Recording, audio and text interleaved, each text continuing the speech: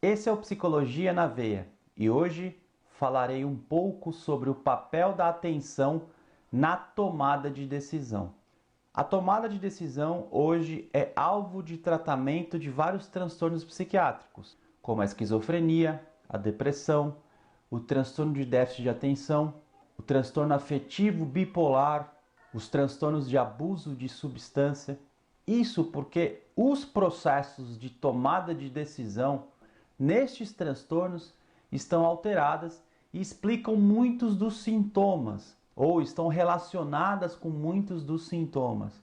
Ora, isso de certo modo é uma novidade, porque poucos protocolos, por exemplo, de psicoterapia, explicitamente focam em caminhos para melhorar a tomada de decisão dos pacientes. E tomada de decisão não é um elemento muito simples, você precisa dominar o construto, você precisa entender todos os processos conscientes e não conscientes envolvidos, mas hoje eu vou focar basicamente nos processos atencionais, né? Que é o elemento mais consciente ou inclusive o elemento que direciona as informações que devem entrar no sistema de tomada de decisão, mas antigamente se acreditava que apenas a filtragem da informação para o sistema era o papel da atenção.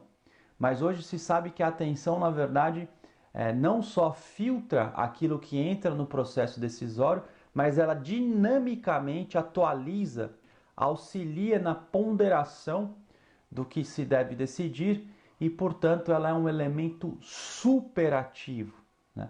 Então, entender também elementos atencionais é fundamental para tratamento e compreensão da tomada de decisão.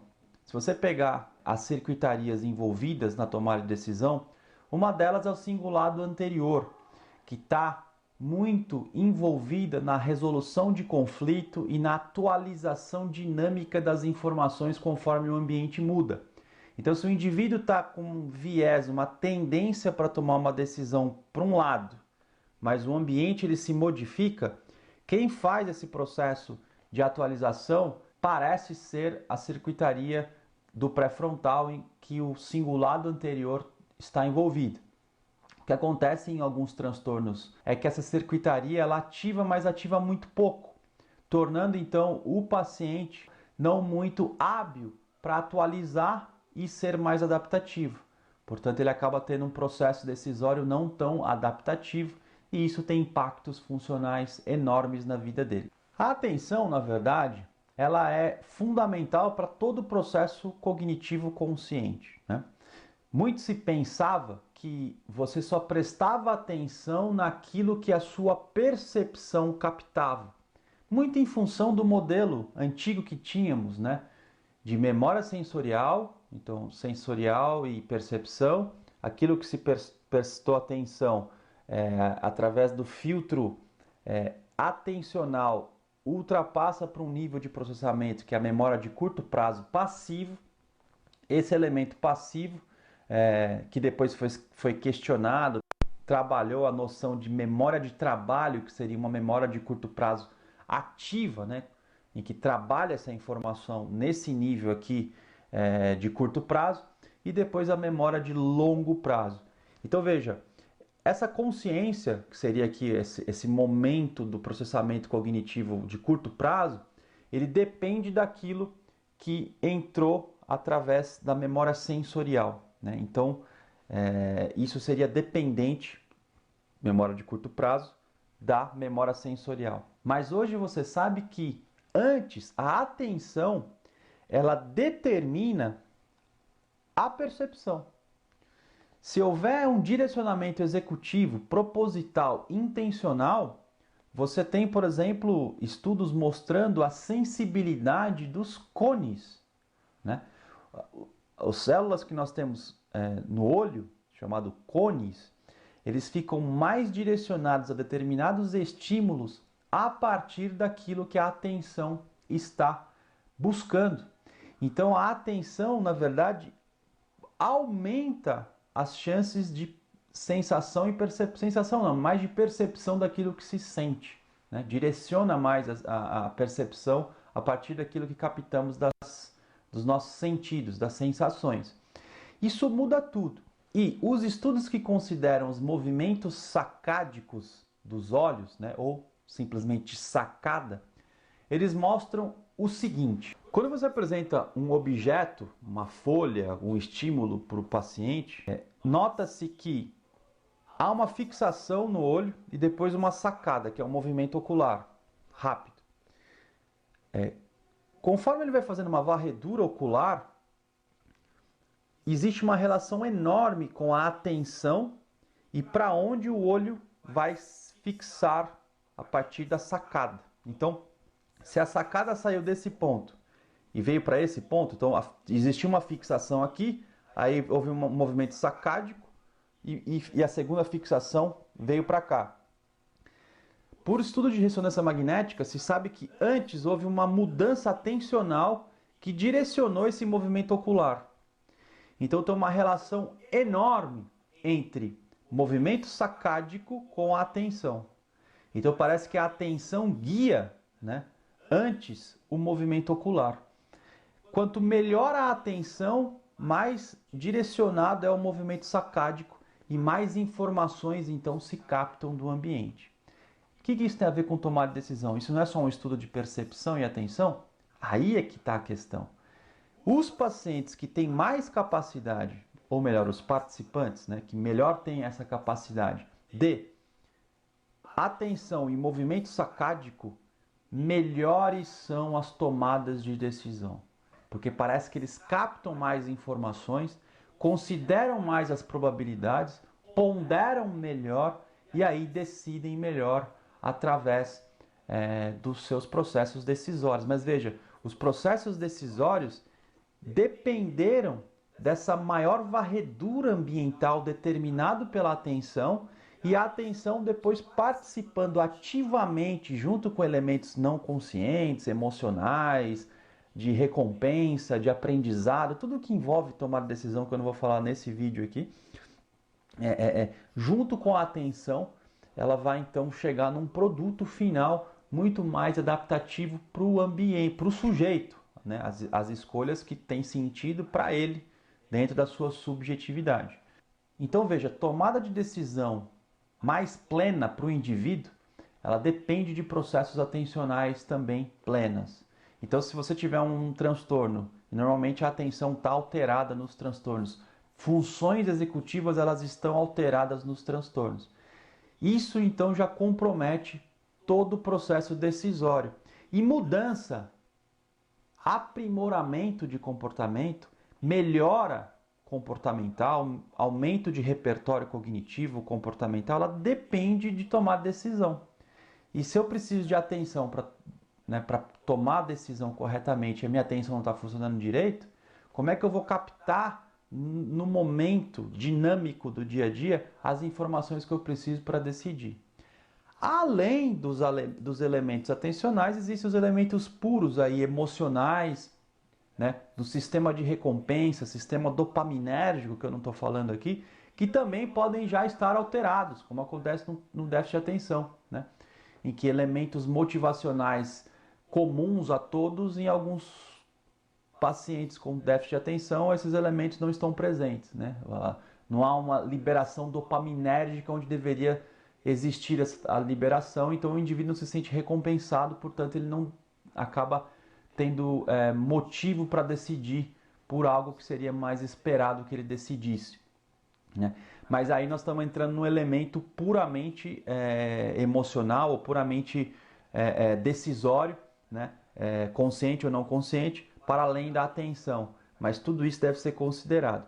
Mas veja, se eu também tiver um problema aqui, aí o processo decisório fica pior ainda. Então a gente tem que atacar tanto elementos puramente atencionais, conversando com os elementos puramente decisórios e emocionais, mas só para vocês terem uma ideia da complexidade do problema. Mas, novamente, voltemos aos aspectos atencionais, só para a gente ilustrar para vocês como é que estudos têm demonstrado que a atenção é importante no processo de tomar decisão. Uma das coisas que os estudos mostram, pensando numa atenção exógena, ou seja, quando a atenção é direcionada pelo estímulo e pouco direcionada pelo próprio indivíduo. E essa determinação vai alimentar o processo decisório em seguida. Por exemplo, é a posição de produtos, né? Então, um exemplo típico no meu caso, né, que eu sou muito criticado, né, pelos familiares, esposa, enfim. Quando eu vou comprar, por exemplo, um sapato, né, eu vou num shopping. Esse shopping deve ter umas 5 ou 6 entradas. Pode acontecer, se eu passei num lugar antes, no caminho, de eu estar mais perto de uma entrada do que outra.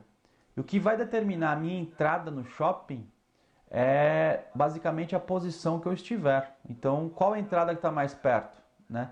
E às vezes é uma entrada que para estacionar o carro não é a melhor entrada. Eu teria muito mais sucesso se eu desse uma volta um pouquinho maior, mas ganharia tempo estacionando numa entrada que tem menos carros do que na entrada que eu estou, mas na hora eu não considero isso. Eu entro no que está mais perto. Então, meu processo decisório é direcionado pela posição da situação. Então a minha atenção capta essa informação e a partir dessa captação da informação eu decido em cima disso e nada mais. Isso não para aqui, porque o primeiro corredor do shopping que eu encontrar uma loja de sapato, eu entro. Sendo que o shopping tem, sei lá, umas 5, 6 ou até 30 lojas de sapato, inclusive sapatos melhores do que eu gostaria, mas normalmente eu vou na primeira que está mais perto. E aí, depois para piorar, que aí não é mais tanto posição, mas aí eu peço lá 3 sapatos, dos 3, é um dos 3 que eu vou levar. Eu ainda vou pegar um dos 3 sapatos só, sendo que a própria loja teria muitos outros sapatos, né? Isso para facilitar a minha vida. Então veja, eu não estou prestando tanta atenção, eu não estou tão focado com as funções executivas, né? Para poder aí colocar em xeque essa economia toda que eu tenho para comprar um sapato. E normalmente eu percebo que eu comprei um bom sapato, mas eu poderia ter comprado um sapato melhor, né? Mas mesmo sendo um sapato melhor que eu deixei de comprar, não é suficiente e motivacionalmente falando, suficiente para eu não deixar essa economia toda de escolha a partir da posição. Então tá aí um exemplo para vocês entenderem como é que muitas das pessoas decidem mais pela facilidade, pela posição, né, da situação, aquilo que está mais perto, né, e isso é mais fácil. Então você acaba decidindo em cima disso.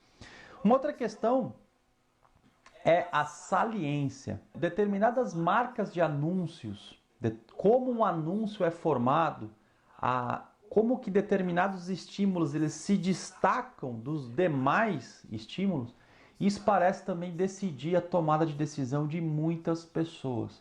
Então a saliência é outro fato que faz você poder escolher tomar um determinado sorvete, escolher comer em determinado restaurante, junto obviamente com a posição, né, onde é que geograficamente onde você está e onde esse restaurante está. Tudo isso é considerado e determinado pela atenção primariamente.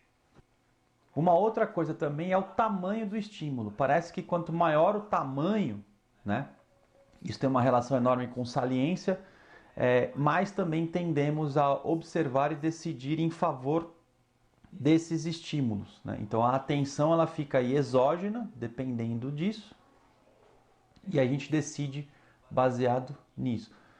Uma outra coisa também é, por exemplo, em prateleiras, em que você tem mais produtos de um determinado tipo e menos de outro, se você não conhecer o produto, você vai tender a pegar, na maior parte das vezes, o produto que tem mais frequência, né? Maior quantidade ali, né? Porque está mais fácil e de algum modo isso chama mais a sua atenção e essa atenção vai alimentar os processos decisórios para você pegar aquilo que está com mais disponibilidade no ambiente, né?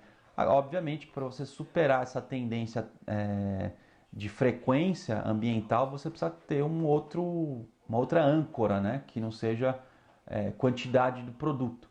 Talvez conhecer o produto, ter informações, aí isso passa a ser insignificante. Mas perceba como, por exemplo, o Netflix, perceba, por exemplo, como o Spotify, perceba, por exemplo, como vários anúncios na internet eles utilizam aí por algoritmos bayesianos, né, estatística bayesiana, de probabilidade futura, né, de previsibilidade futura, a partir do seu perfil, né, e isso vai fazendo você tomar decisões em cima basicamente de elementos externos apresentados para você. No caso da estatística, como acontece com o Netflix e o marketing, ela é muito mais, vamos chamar assim, de perigosa, né? Porque ela usa realmente dados reais, né? Do seu perfil que está ali na sua rede social e inclusive a partir de tomada de decisões que você fez previamente, né? Então, a partir da sua faixa etária, a partir do seu gênero, a partir de escolhas prévias, você é direcionado por uma atenção exógena, né, que está baseada em muitas das suas motivações internas, né? Então é muito difícil resistir às sugestões ali que o Netflix te faz ou que os sites utilizam para te conquistar ou para que você venha a consumir. E isso, eu diria que eticamente é bem delicado e eu me pergunto muito por que as leis elas permitem isso. É óbvio, porque dá lucro, né? Se der lucro, a gente inclusive é bastante antiético, né? Bom, quando eu também não tenho tanta informação, eu fico mais refém da minha heurística, né?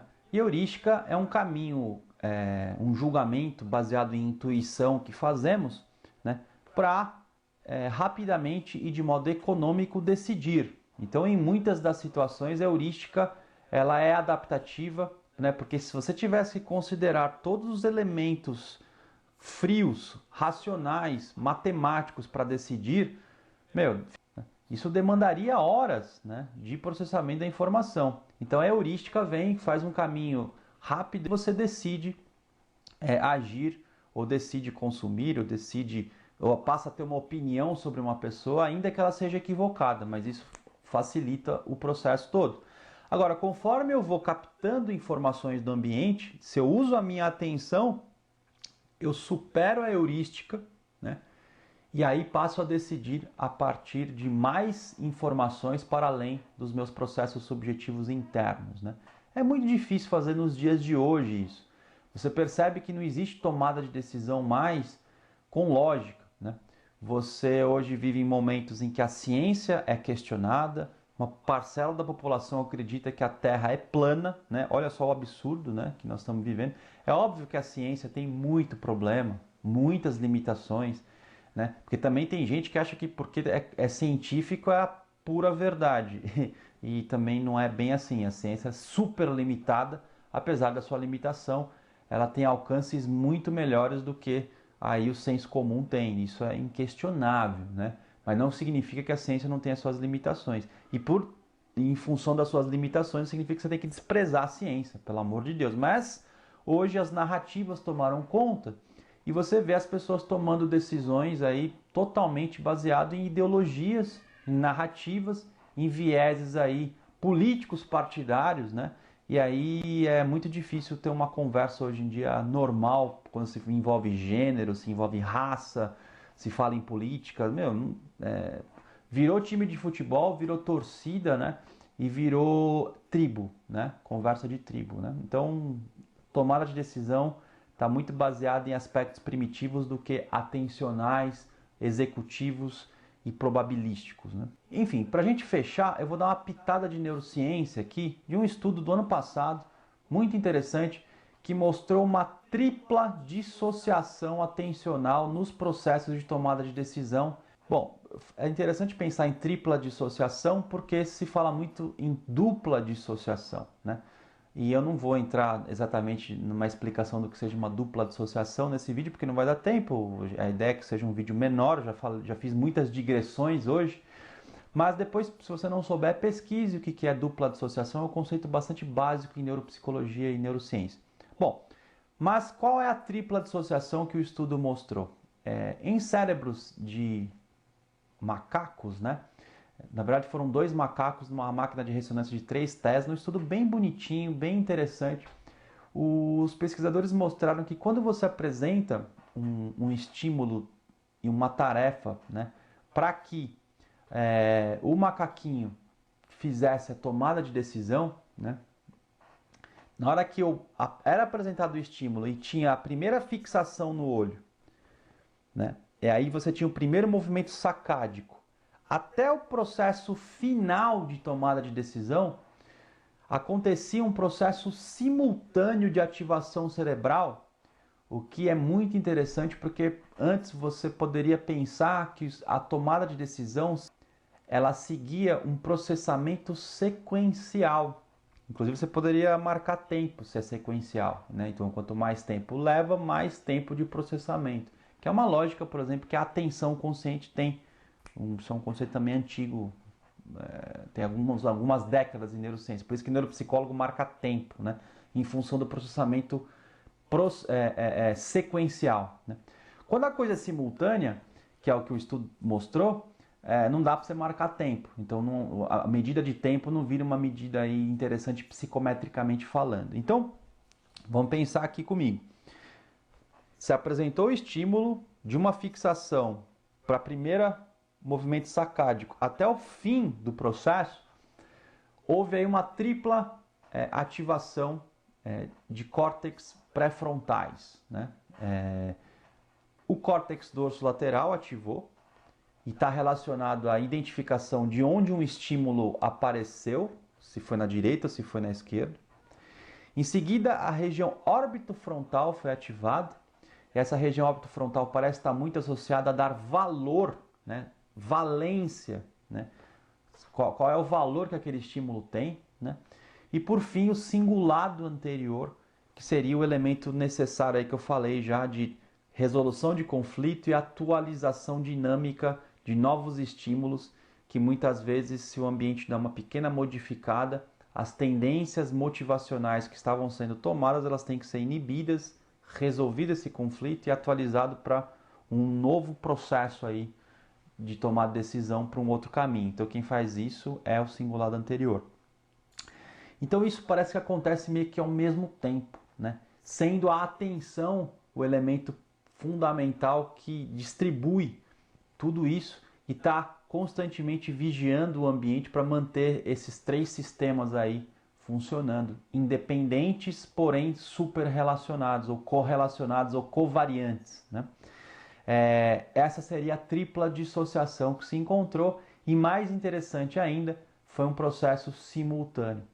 Os desdobramentos que o processamento simultâneo tem é muito interessante, né? Porque mostra que a tomada de decisão é um processo de muitos elementos que ocorrem concomitantemente. Então, psicometricamente, como mensurar isso? Né? Então, fica aí questões da impureza das medidas, né? Porque para medir tudo isso, né, em comportamento, significa que você tem várias camadas que se sobrepõem ou que são fundidas, misturadas, e talvez a gente nunca vai conseguir decompor psicometricamente, mesmo que você tenha covariantes, modelos de equação estrutural, modelo multinível. Você até consegue fazer modelos estatísticos para resolver um pouco essa questão, mas são sempre artificiais, de verossemelhança, né? E nunca totalmente plenos, né? Como de fato as coisas são. Né? Até porque a estatística paramétrica ela depende muito de suposições lineares, né? De variações lineares, né? E nem sempre a realidade mostra que o comportamento é linear, né? Até porque estamos o tempo inteiro em constante aprendizado, né? De modificação e transformação, né? Esse devir tão dito aí antigamente, já anunciado aí por Heráclito, né? Muito tempo atrás. Então, não quer dizer que a psicometria não seja super importante e nos ajude a tomar decisões clinicamente e cientificamente falando, né? Mas é só para pensar nas limitações. Bom, foi um vídeo de uma digressão, de digressões. Bem, foi um vídeo aí de várias digressões. Espero que isso tenha incentivado ou cativado você a pensar um pouquinho mais em tudo que envolve tomada de decisão, processos cognitivos e neurociência. Deixe seu comentário, sua crítica, sua sugestão. Não se esqueça de se inscrever no canal, ativar o sininho e até um próximo vídeo do Psicologia na Veia.